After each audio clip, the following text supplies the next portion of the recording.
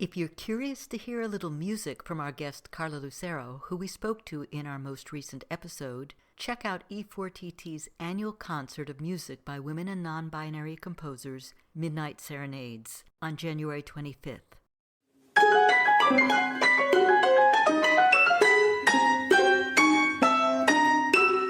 Welcome to For Good Measure, an interview series celebrating diverse composers and other creative artists, sponsored by a grant from the California Arts Council. I'm Nanette McGuinness, Artistic Executive Director of Ensemble for these times. In this week's episode, we continue our conversation with Juhi Bansal, who we spoke to in February 2022. You've mentioned that your music celebrates strong female role models and also that your mother's desire to explore music and martial arts and not being allowed to have made the background for many of the choices you've made in your life. Who are some of these role models and how have they affected you in your music? Okay, that's a huge question because I feel like it's kind of like the earlier, there's so many women. I mean, there's just so many inspiring women. I hesitate to start listing names because I know I'll leave out names that are really and truly important to me. I will say this actually. So without specifically naming names, one of the things I find really fascinating about listening to women's stories is that there are stories of strength and courage and fighting for opportunities and making opportunities at like every level, from like, big names that everybody will recognize to your neighbor, to your aunt, to your mom's best friend's cousin. That's one of the things that always has fascinated me. Like, I remember my mom telling not only her own stories of when she was a child and kind of what it meant to be a girl, as far as the opportunities that she was given and the things she had to fight to do. And then thinking about like one of her best friends, and this is a woman I've never met, but I remember hearing about her from my mother about in the 70s in India, this young woman had a child out of wedlock and what that meant in India in the 70s at that time. And, one of the things that I find really, really poignant about that is that it's kind of every woman's experience. Like, I can talk about finding, Malala and Jane Goodall and all these people who I think are just like fascinating role models and huge names that have contributed so much that I find truly inspiring. But I actually think there is something about these kind of smaller human stories about what it means to be a woman that almost speaks to be more, because that is everybody's experience. It's not the same experience, but everybody has their own version of that experience that I think there's a lot of weight to.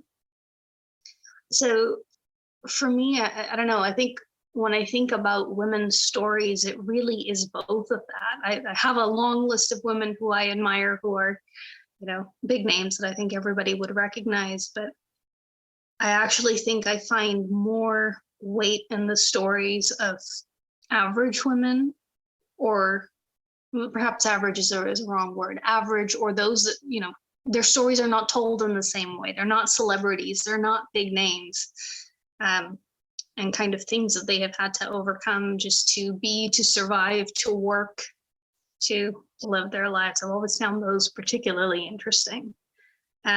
In terms of my music, of course, I have a number of projects that do take stories of very specific women and try to tell those. But even in a kind of more general sense, I think where I can find a way to use women's words, for example, rather than men's words, not that there's anything wrong with men's words, where I have the opportunity to do that, I like to do that just as an homage to not even necessarily a specific woman, but to every woman. Mm-hmm. Shining light on those who aren't getting light and who haven't gotten light in the past. Yeah. Who would you consider to be your mentors and or musical influences? It's such a varied group. I mean, I look at, for example, as a mentor, somebody like Beth Morrison and all the work that she's been doing in the last couple of years. to support new music, to support women in music, to bring new audiences into music. Like thinking about people who were mentors, people like that. Stacey Brightman, who until very recently was at LA Opera, is another woman that I've, loved learning from and speaking to about music and learning from her work, and kind of even thinking about her history of championing for other composers for a very long time. I've had teachers, Erica Mull from USC. That was quite a while ago. It's making me feel my age as I say that, but incredible composer, fabulous teacher, somebody I learned so much from, not just about music, but also about just navigating the musical world and our field. So just, I know I'm leaving out so many women, so many people, mentors who I've worked with, musicians who I work with and learn so much from. I feel like you learn something from each new person that you collaborate with and work with. I think so, yeah, every time. That's what keeps us growing and young and not just kind of stuck on a shelf. Yeah. Do you have any advice for young women composers or emerging composers in general? Two pieces of advice. One, because I always get this question about how do you get started as a composer? And I think the answer is not to overthink it and just do it. Just write music.